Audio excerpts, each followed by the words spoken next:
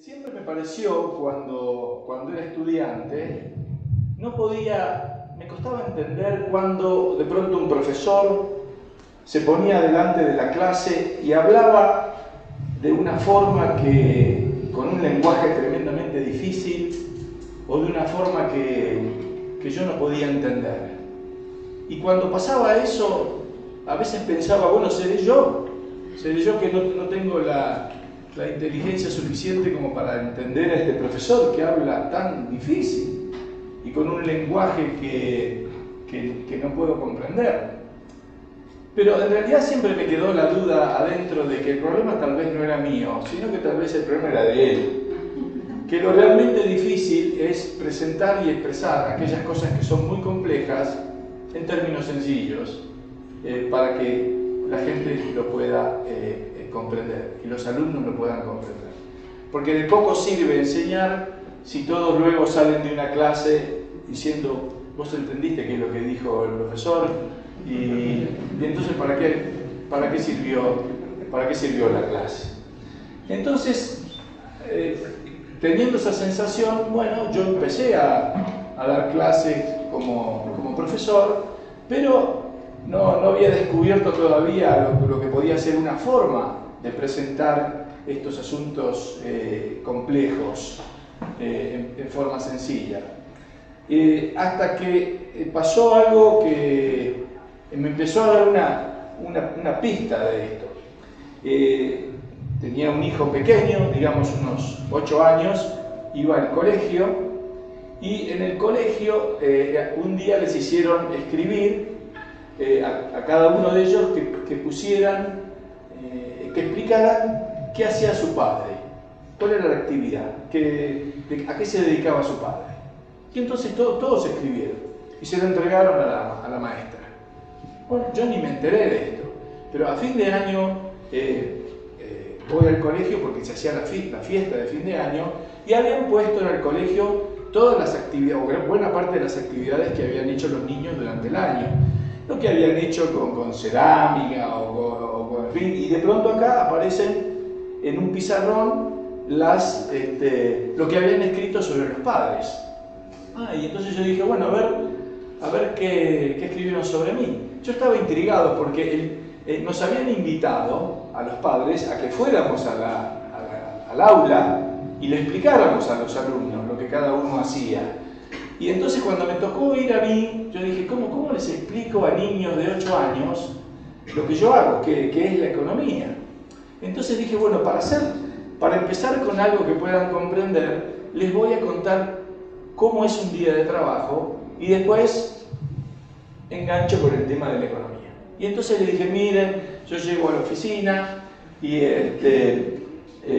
prendo la computadora, me sirvo un café, leo el diario porque tengo que ver las noticias del día y algunos temas económicos, y luego de leer el diario empiezo a preparar una clase o a escribir algún artículo que tengo que escribir o investigar, etc.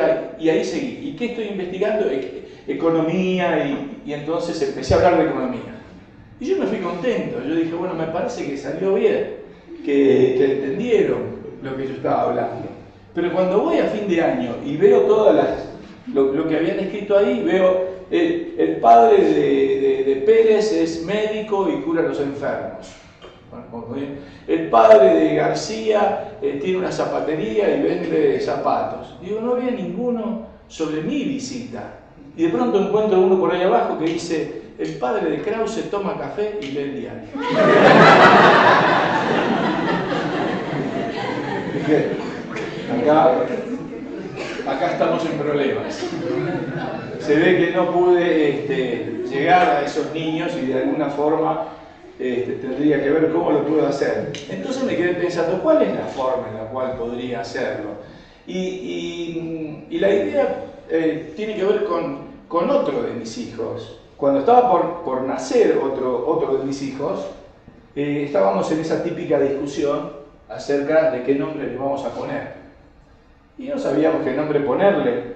Y yo me acuerdo en ese momento de haber leído un artículo que salió también en el diario, que hacía un comentario acerca de que una compañía teatral estaba teniendo mucho éxito recorriendo los Estados Unidos con una obra de Charles Dickens que se llama Nicholas Nickleby.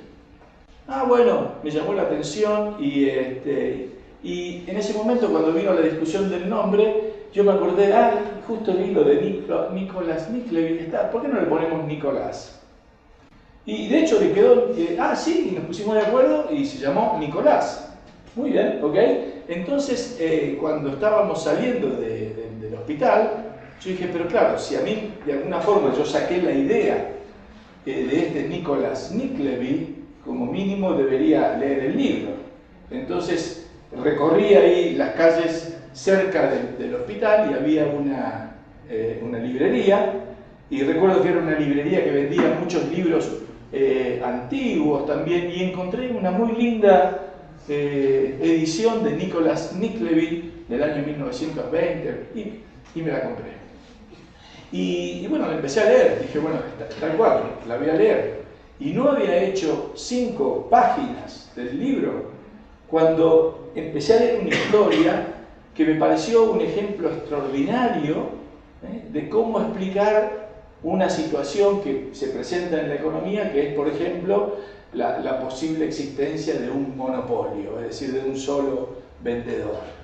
Y yo leía esa obra de Dickens y digo, esto está muchísimo más claro aquí de lo que yo puedo encontrar en cualquier manual de texto de economía, que además lo que sucede muchas veces en la economía es que hay muchos que la han sofisticado en su lenguaje al menos, y entonces son puras fórmulas matemáticas, etcétera, ¿no? Y dije, esto está muchísimo más claro. Entonces eso me dio la idea para pensar que la verdad es que debe haber muchos más ejemplos como este. Y en ese momento recordé que muchos libros clásicos de economía empezaban introduciendo los temas con la figura clásica y famosa de Robinson Crusoe. Y es verdad, entonces claro, ya muchos economistas clásicos han usado esta figura de la literatura para explicar ciertas situaciones económicas, y entonces yo dije, bueno, es verdad, voy a buscar estas posibles enseñanzas que pueda extraer de allí. Y la verdad es que además me divertía leer textos de literatura o cuentos, y fui encontrando y coleccionando una gran cantidad de experiencias de ese tipo, y luego dije, bueno, ahora tengo material suficiente como para largarme a escribir. Entonces, por eso el libro se llamó La economía explicada a mis hijos, porque había allí una selección de textos que de pronto podrían hacer más accesible para un padre si en algún momento le tiene que explicar algo de economía a sus hijos. El libro no necesariamente es para niños, no es para niños, pero sí para adultos que quieran ellos aprender una forma más sencilla de explicar algo que de pronto un hijo le pregunta. De hecho, y por eso se llama así esta presentación, al principio yo con la editorial había buscado hacer algo irónico, y como hay cuentos y relatos en el libro, yo había propuesto ponerle al libro El cuento de la economía. Pero el cuento, porque hacía referencia también a veces a una visión escéptica de la economía bueno, la economía es un cuento, porque la verdad que a veces nos dicen cada cosa que parece que en realidad nos están vendiendo algún tipo de fantasía. ¿Es realmente una ciencia o es fruto de la imaginación de todos eso? Pero la verdad es que después la editorial dijo, no, mejor propuso el otro título, y yo dije, bueno, está bien. Entonces la idea fue siempre tratar de presentar algunas cuestiones básicas en esos términos. Y yo quiero traerles a ustedes algunos ejemplos de lo que hay allí. Obviamente no voy a poder presentar todos, pero para que ustedes vean la forma en la cual yo trato de presentar algunas cuestiones que son básicas y fundamentales en materia económica. Pasemos a la primera. Por ejemplo, ¿qué estudia la economía? Un tema básico. ¿Qué es la economía? Lo que hay aquí es una frase de un libro típico de texto que se usa en materias en las universidades, ¿no? El libro ese dice que la economía es el estudio de la forma en que las sociedades deciden qué van a producir, cómo y para quién con los recursos escasos y limitados. Muy bien, parece una buena definición de la economía. Hay que decidir qué van a producir, cómo y para quién con los recursos escasos y limitados. Sin embargo, en esta definición hay un problema. Y la verdad es el siguiente, que impide que podamos entender realmente lo que la economía es. Porque, y ahora voy a ser un poquito drástico en esto, porque las sociedades no deciden nada. Los que deciden son las personas.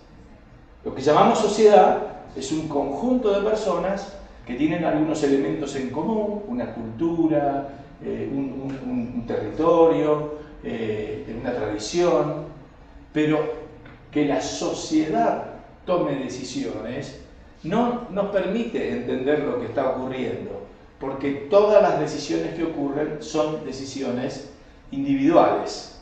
Y por lo tanto, si queremos entender qué es lo que pasa en economía, tenemos que comenzar con estudiar y analizar cómo actúa la gente, cómo actúan los individuos, porque también sucede lo siguiente con esta visión de la economía, que si entendemos qué es la sociedad, después pasa como me suele ocurrir a mí, que me encuentro o me presenta a alguien, me dice, te presento a Martín Grau, soy profesor de economía, y la persona me dice, a usted le gustan los números. Bueno, no necesariamente. A mí me interesa la gente, no los números. Los números son siempre agregados, estadísticas. Yo no digo que no haya que usarlas, pero nunca tengo que perder de vista de que dentro de todo ese agregado siempre hay gente, siempre hay personas, siempre hay individuos. Ellos son los que actúan. No hay un ser que sea sociedad que actúe, sino que los que hay son personas. Ya que estábamos con el fútbol, y para ponerlo en un ejemplo de fútbol, uno usa, por supuesto, cierto lenguaje en el cual usa estas figuras agregadas, digamos, ¿no? Es decir, es como si uno dijera, por ejemplo, los fans, no sé cómo le dicen ustedes aquí, los hinchas de Boca le pegaron al referee. ¿Cómo los hinchas de Boca le pegaron al referee? ¿Quién le pegó al referee?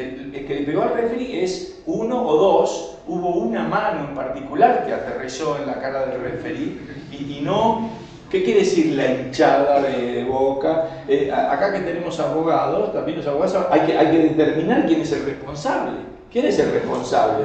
¿Hubo uno, u otro, o este, o aquel? La acción fue una acción individual. Por más que haya venido un grupo de 20 a atacarlo, son 20 individuos que estuvieron ahí, no la hinchada. Es cierto que nosotros pertenecemos, por supuesto, somos individuos que pertenecemos a grupos, a todo tipo de grupos, pero cada uno de nosotros participa de una gran cantidad de grupos. Ustedes son... unos son parte del grupo de los hombres, otra parte del grupo de las mujeres, unos son parte del grupo de los casados, otros son también del grupo de los solteros, unos son de los altos, otros de los bajos, unos son de los guatemaltecos, otros son de otro lado, unos son de los que son simpáticos, otros de los que no son simpáticos, y así cada uno de nosotros pertenece a enorme cantidad de grupos, pero somos personas y somos individuos. De ahí que tengamos que partir de eso como para el análisis de lo que queremos enseñar. Entonces, yo empiezo a poner ahí algunos textos que reflejen esto. Algunos son más fáciles, algunos son cuentos muy clásicos y otros son, por ejemplo, en este caso, como un poema.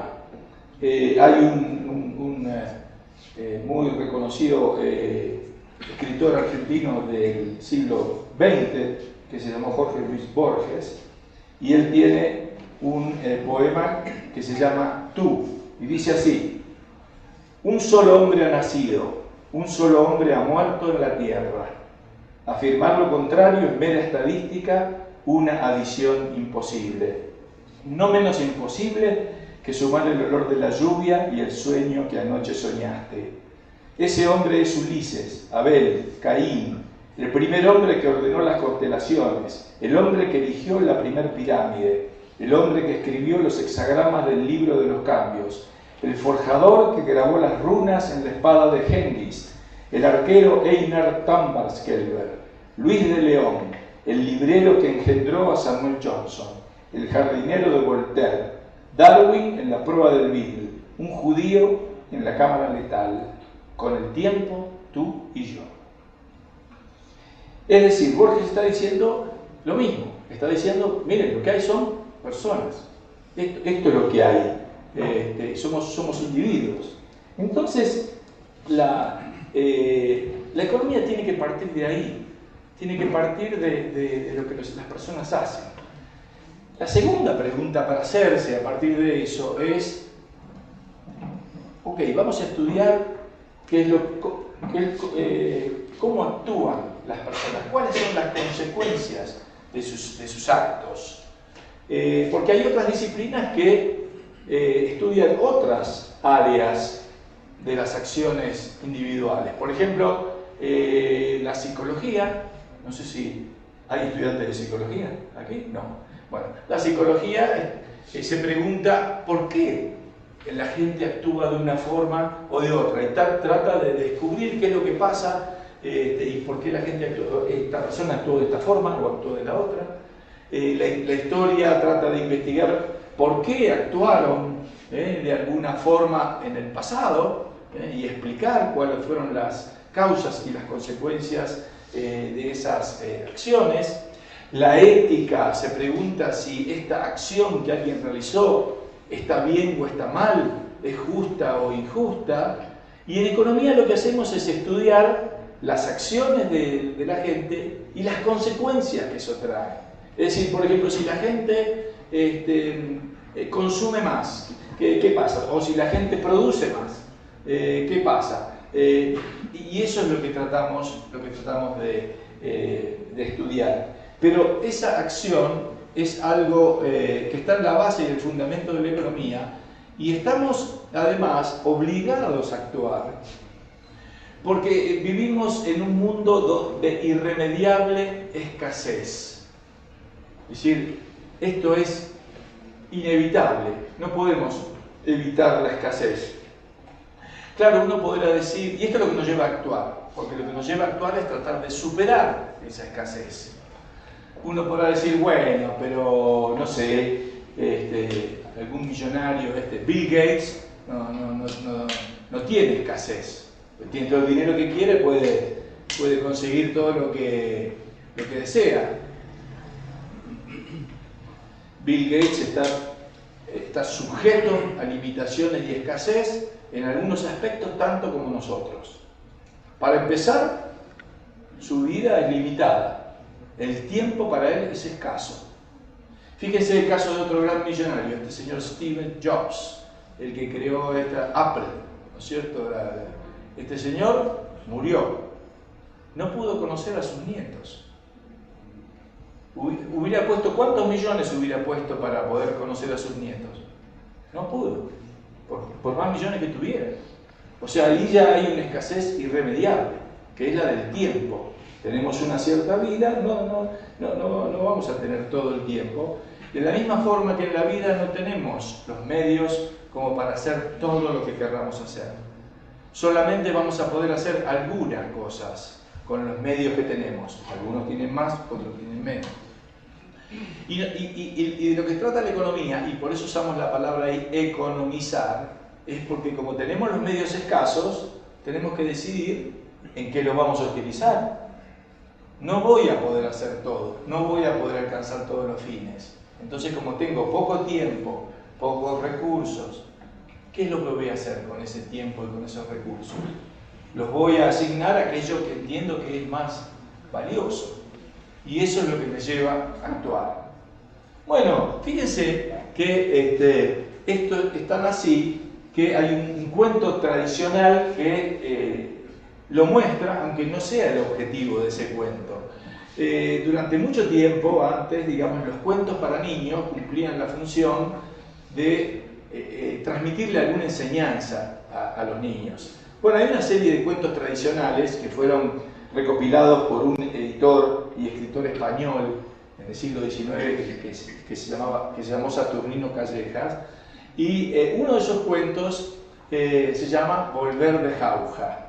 No sé si a ustedes les suena la palabra jauja, pero a veces es una palabra que ya no la usan, pero tal vez nuestros abuelos la usaran y le decían a los niños, cuando los niños pedían esto y pedían aquello y pedían lo otro, le decían a los niños, pero ¿tú qué te crees? ¿Que esto es jauja?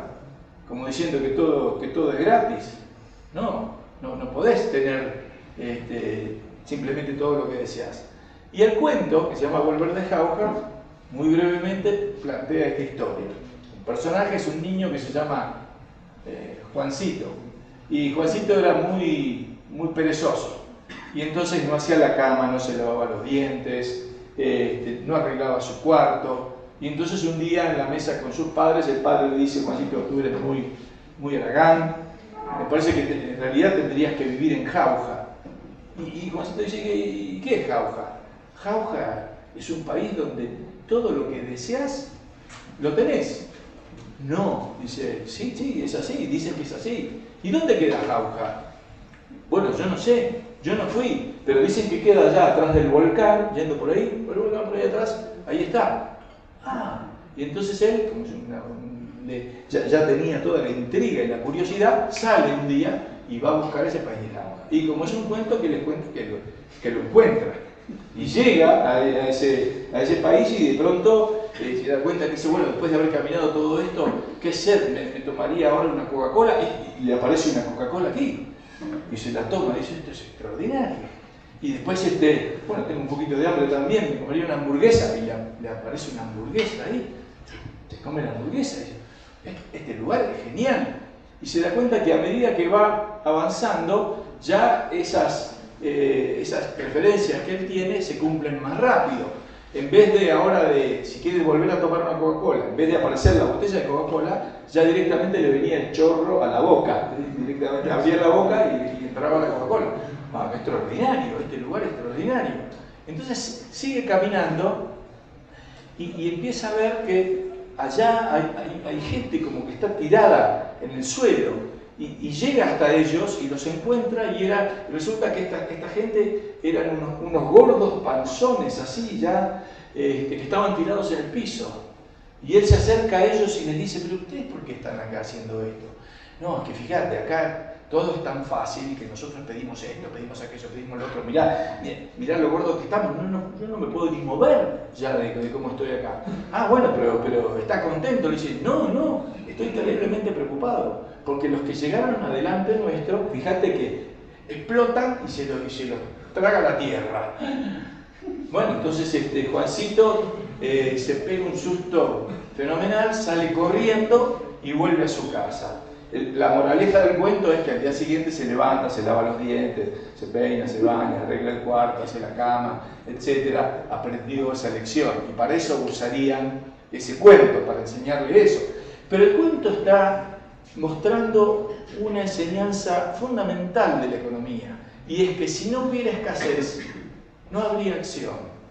Es decir, no habría que hacer nada. Actuamos porque hay escasez y porque sentimos que hay algo que tenemos alguna necesidad de algo, y entonces actuamos para poder satisfacer esa necesidad. Bueno, entonces lo que hace el cuento, entiendo, es una muy buena forma. A ver, vamos a pasar a otra, creo que no sé si era esa. Ok, ahora vamos a ir ahí. De resolver esas necesidades. Muy bien. Ok, ¿cómo resolvemos esas necesidades? Bueno, acá yo les dije a ustedes que algunos economistas clásicos siempre mencionaban allí la figura de Robinson Crusoe. Robinson Crusoe es un clásico de Daniel Defoe y es la historia de un joven inglés, aventurero, que un día se sube a un barco y el barco naufraga y él aparece solo en una isla.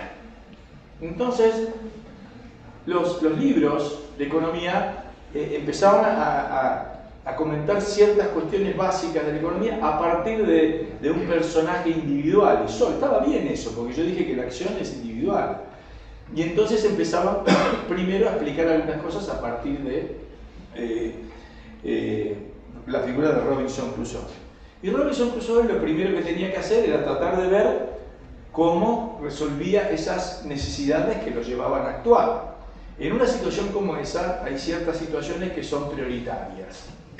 Por ejemplo, la primera de ellas que debería resolver es la sed, porque uno se muere antes de sed de lo que se muere de hambre. Entonces, primero la sed.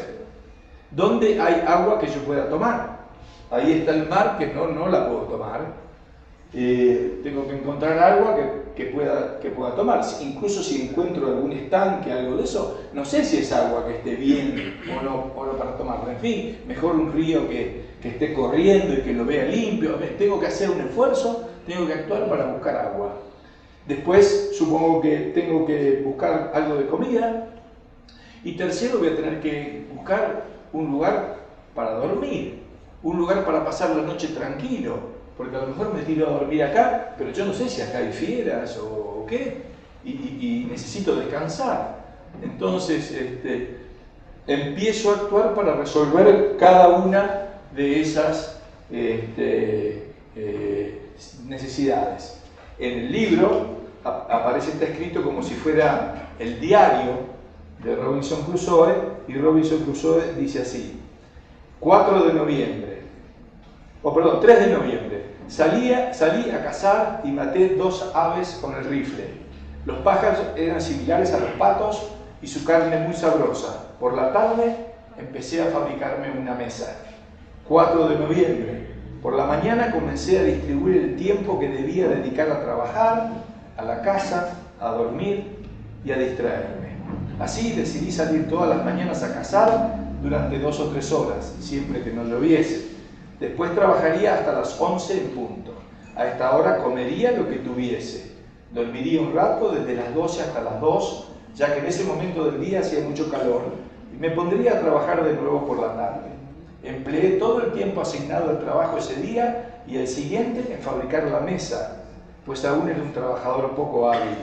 Pero el tiempo y la necesidad me convirtieron en un buen artesano, como le habría sucedido a cualquiera que estuviese en mis circunstancias. Es decir, Robinson Crusoe está solo, tiene que empezar a resolver estas necesidades e inevitablemente tiene que ir una por una. Es decir, a ver, primero cazo los patos y recién después me puedo dedicar a la mesa y recién después me puedo dedicar a otra y así sucesivamente. Lo cual obviamente lo convierte en alguien que hoy diríamos muy pobre, tiene muy pocas cosas.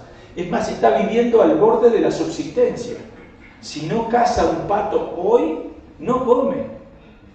Y si no caza otro mañana o otra cosa, no come. O sea que está ahí, en el borde de la subsistencia.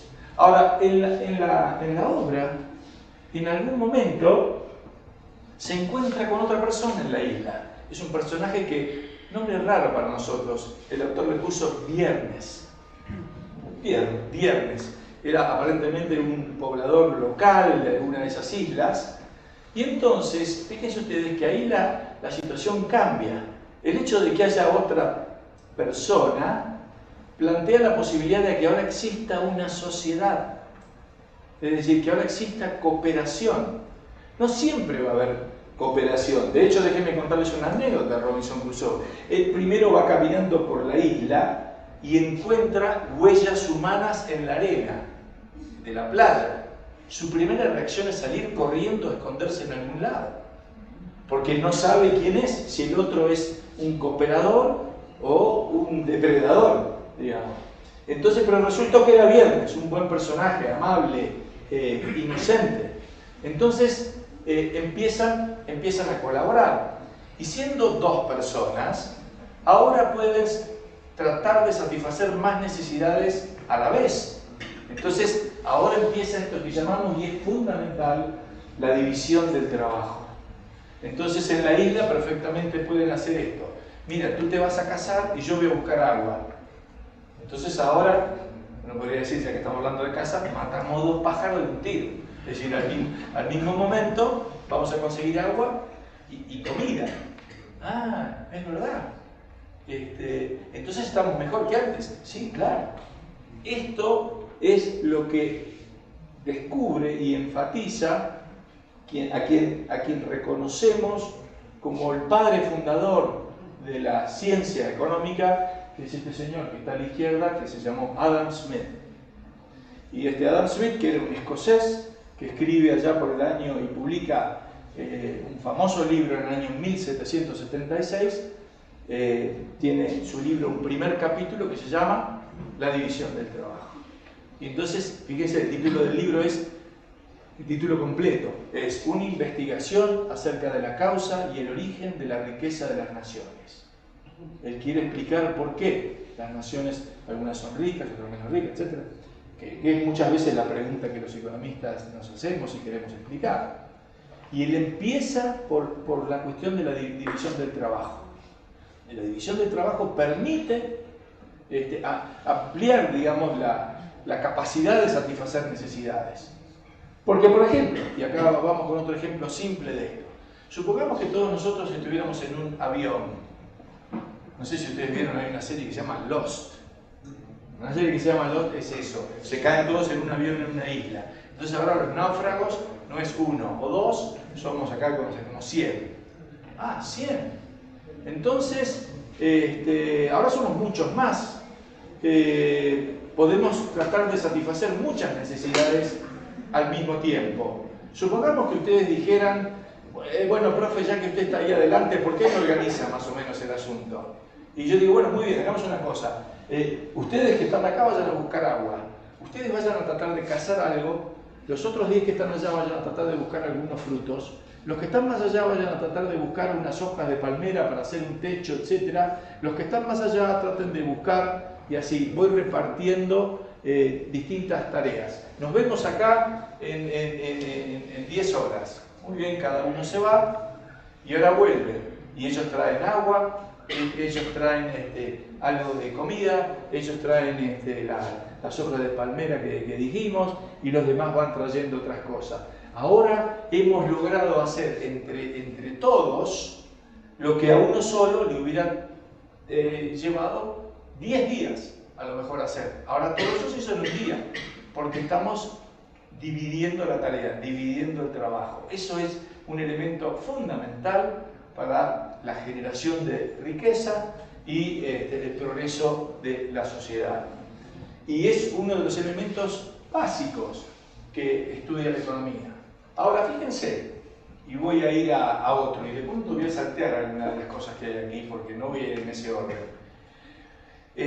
Supongamos que hicimos eso y dividimos las tareas y cada uno trajo lo que fue a buscar. Ahora es necesario que de alguna forma compartamos eso que tenemos.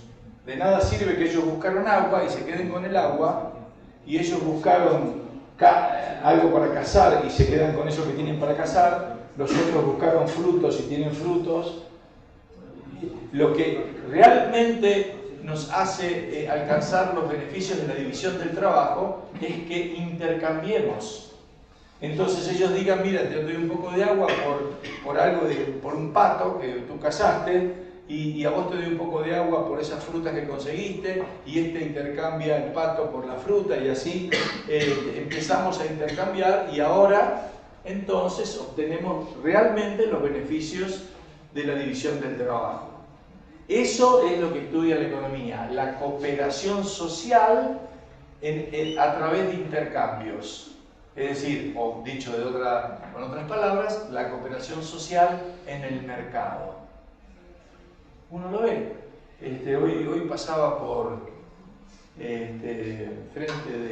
al lado de una de las iglesias, había una feria enorme. El Calvario, ahí pasamos por una feria enorme. ¿Y qué era eso? Era un poco lo mismo. Era gente que había ido a ofrecerle a los demás cosas que supone que los demás van a necesitar y están dispuestos a intercambiar. La única diferencia que hay entre eso, entre la feria del Calvario y lo que ocurría en esta isla imaginaria, es que ahora, como somos una economía más moderna, utilizamos un medio de intercambio que es el dinero. En esa isla se cambiaban los patos por la fruta o los patos por el agua. Era una economía más primitiva, es decir, una economía de trueque. Pero ahora en una economía más moderna usamos esos billetitos para no andar haciendo trueque, sino simplemente cambiar todo por dinero. Esto lleva a un paso adicional. Ok, vamos a cambiar agua por patos o patos por fruta, pero ¿en qué relación? ¿En qué relación se cambia una cosa con otra? Digamos todo uno por uno, un pato por un litro de agua. Bueno, que podríamos llegar a decir acá en una economía como la de ahora, un libro por un Mercedes-Benz, todo por unidad, un libro por un Mercedes-Benz. ¿Un libro por un Mercedes-Benz? Si yo le propusiera eso al dueño del Mercedes-Benz, me miraría, mire, usted estará contento con su libro, pero olvídese de que vaya a cambiar un libro por un Mercedes-Benz. A lo sumo, si usted me da, ¿qué podría decir? 10.000 libros, y ahí la pienso, porque tal vez los puedo vender a buen precio. En fin, 10.000 libros por un Mercedes-Benz tal vez puede ser. Pero olvídese de que sea uno a uno. Lo que está ocurriendo ahí entonces es que en esos intercambios empiezan a surgir precios.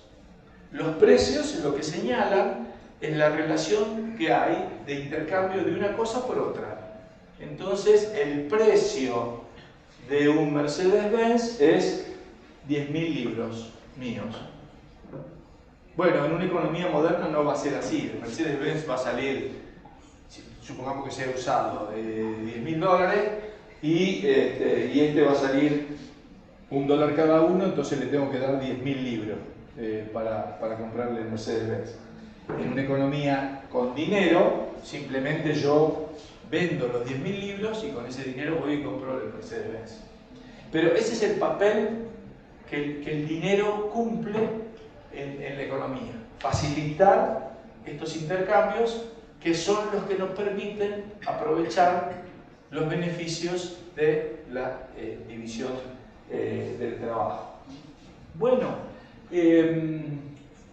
quiere decir, ¿y por qué se producen esos intercambios en esa relación y no en otra? ¿Por qué un Mercedes y 10.000 y no otra?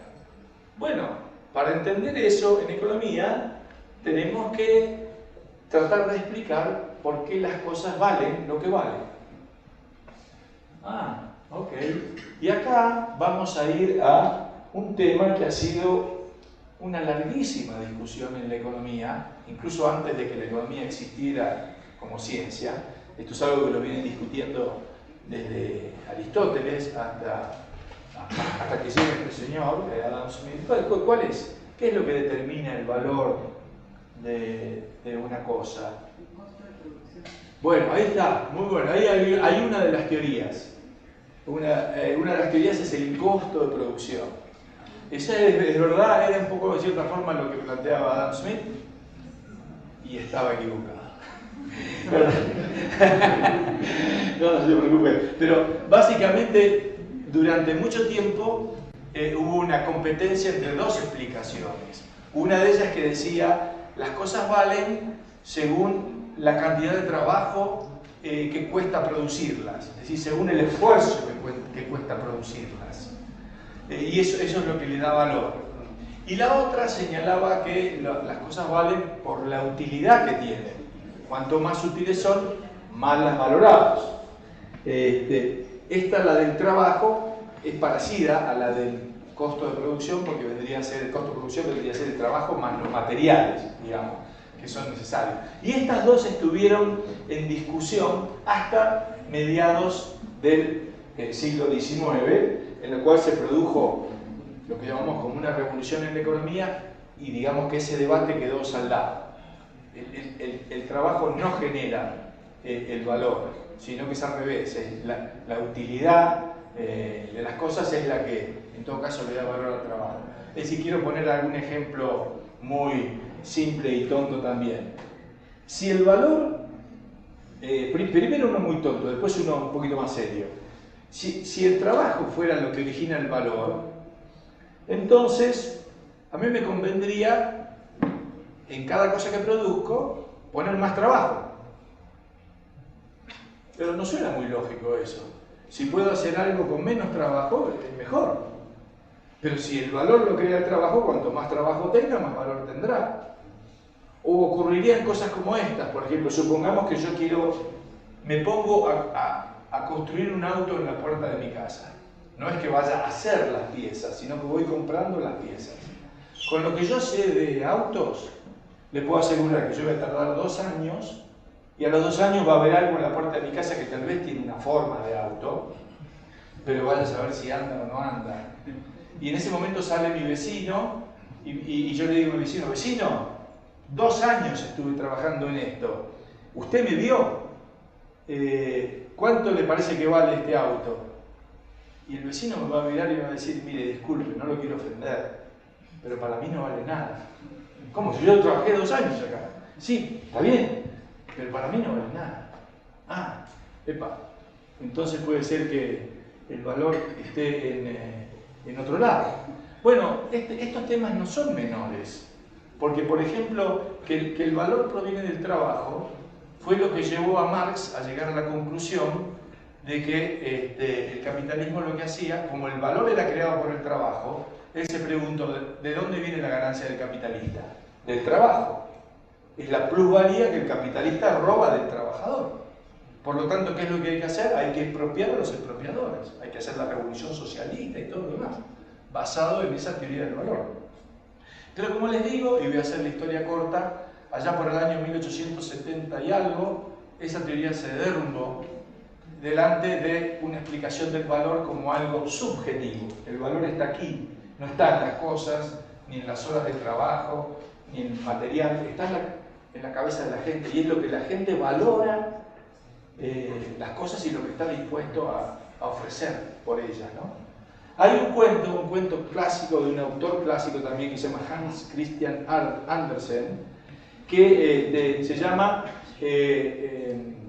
lo que haga el viejo siempre tiene razón. Lo que diga el viejo siempre tiene razón. Y el cuento es así. Había una pareja de viejitos, ahí debe ser en Dinamarca, donde era Hans Christian Andersen, y un día el viejito le dice a la mujer, mira, hoy hay mercado, como de acá, ¿qué te parece? No, ¿qué decís? ¿Qué te parece que lleve el caballo? Y vemos qué es lo que puedo conseguir con el caballo. ¿Te parece? Porque ya estamos viejitos, ya casi no lo usamos. Sí, querido, andá, por favor, seguro que vos lo que siempre haces está bien. Bueno, y sale el viejito con el caballo. Sale con el caballo y se encuentra a un señor que viene para el otro lado con una vaca. Entonces, una vaca. Y dice, no cambiaría el caballo por la vaca, porque fíjense que la vaca además da leche, eventualmente podemos tener la carne. ¿Hacemos el intercambio?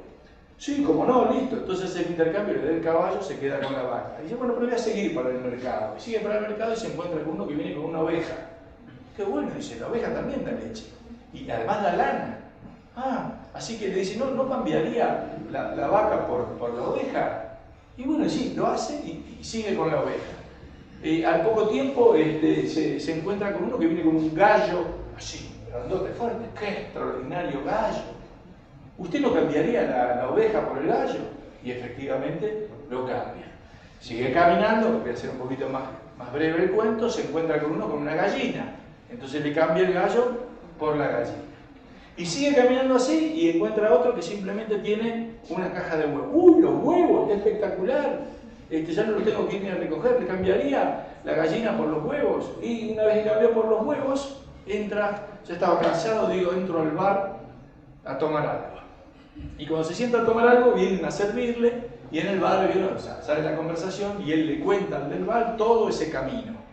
Y al lado de él había dos jóvenes, como medio empresarios, digamos, y escuchan todo el cuento. Dice, salió con un caballo y lo único que tiene es un paquete de huevos. Ahora, mirá lo que hizo. Cuando vuelva a su casa, lo van a matar.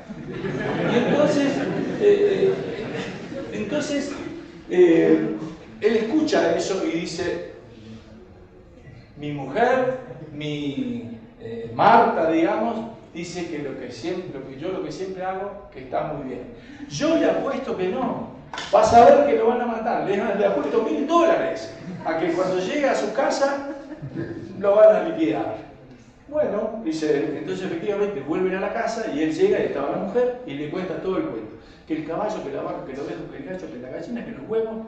Y él dice, y la mujer le dice, qué extraordinario, huevos era justo lo que necesitaba, porque yo estaba pensando en hacerte una torta con esos huevos, no sabés qué rica torta te voy a hacer, así que lo abraza y lo besa, qué bien te estuviste.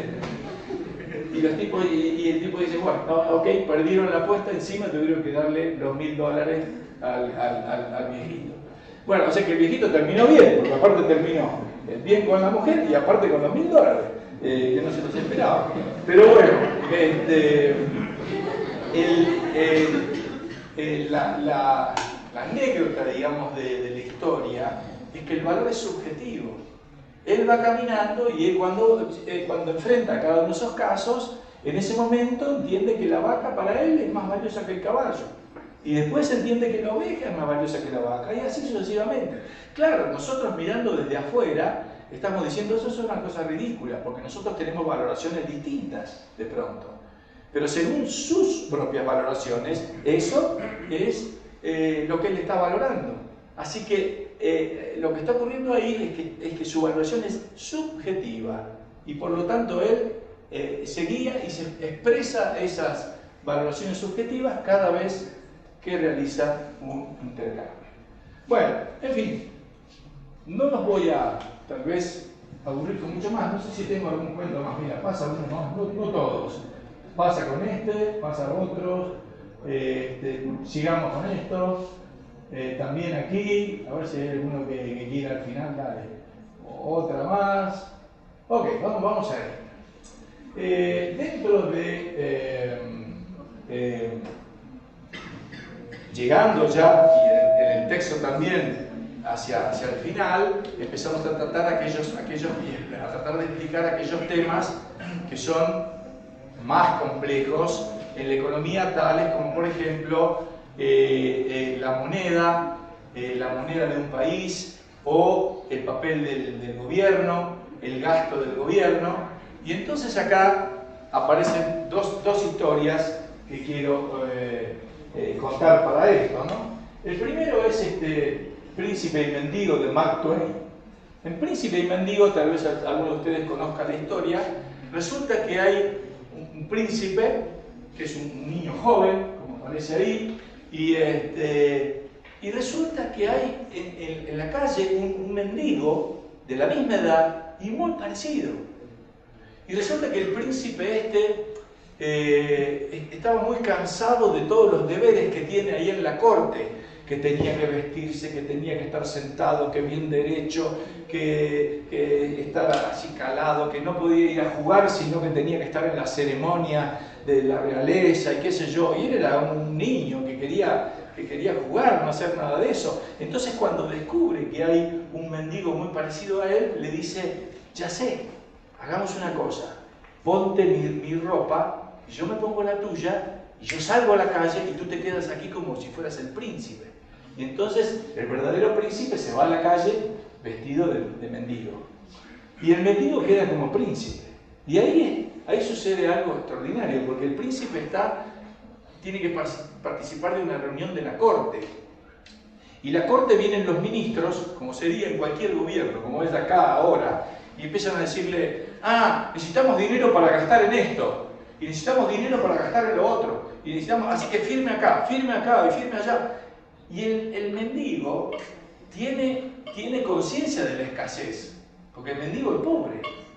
Entonces cuando él trae todo esto, empieza a preguntar, pero esperen, ¿hay dinero para esto? No, no se preocupe usted, no se preocupe, firme. No. ¿Cómo que firme esto? Y los demás empiezan a no poder entender. ¿Qué le pasa al príncipe ahora que no firma? No firma porque el príncipe sí tiene sentido de la escasez, de los recursos escasos, y dice, paren un poquito.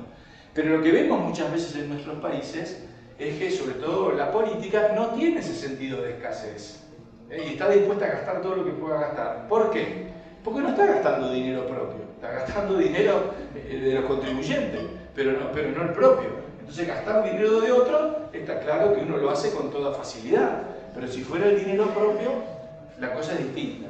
Algo similar sucede con el Fausto de Goethe, el clásico, el Fausto de Goethe. El Fausto es el diablo.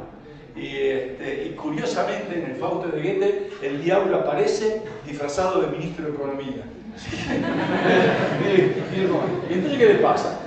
El emperador tuvo que ir a una guerra y tiene todo el ejército ahí en una guerra y no tiene dinero para pagarle a los soldados. Entonces lo llama el ministro de Economía, que es el diablo ahora disfrazado, ¿no es cierto? Es Fausto. Y llega disfrazado ahí.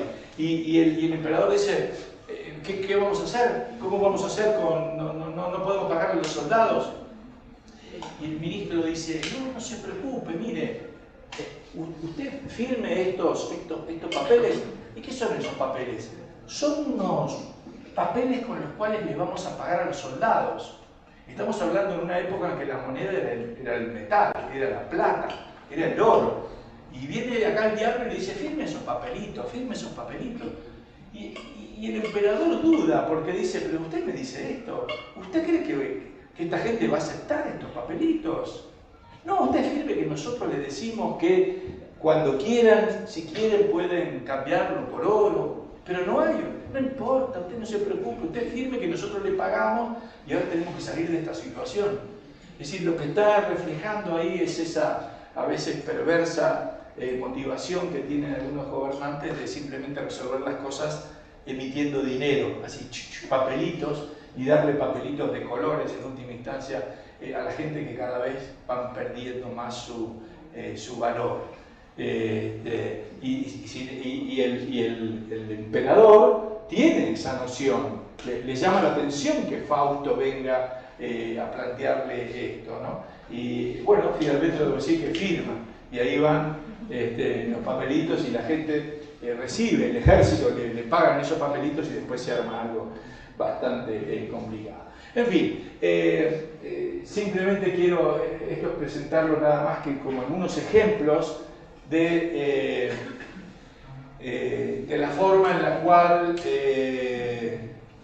no para ustedes, no quiero subestimar su capacidad, pero por eso se llama la economía explicada a mis hijos, de qué forma se puede de pronto transmitir algunos conceptos que son muy complejos en forma sencilla y accesible, ¿no? Y que hay que hacer un esfuerzo para eso, para que las cosas se comprendan fácilmente, y esta era una forma en la cual yo busqué hacerlo y busqué que se pudiera entonces comprender.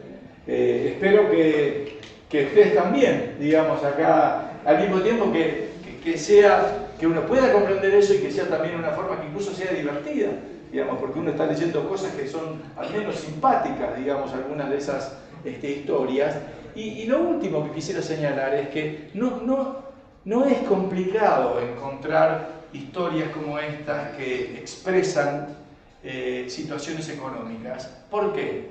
Porque la literatura, los cuentos, los poemas, lo que reflejan es la vida humana, reflejan a los seres humanos.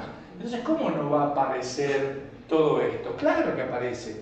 Les puedo asegurar que yo agarro ahora cualquier novela y saco 3 o 4 o 5 como mínimo ejemplos más, aunque el autor nunca se haya pasado por la cabeza de que iba a estar escribiendo economía. Sin embargo, ahí están, porque simplemente están reflejando las acciones humanas, que es la esencia de lo que nosotros estudiamos. Así que espero que les haya gustado. Muchas gracias.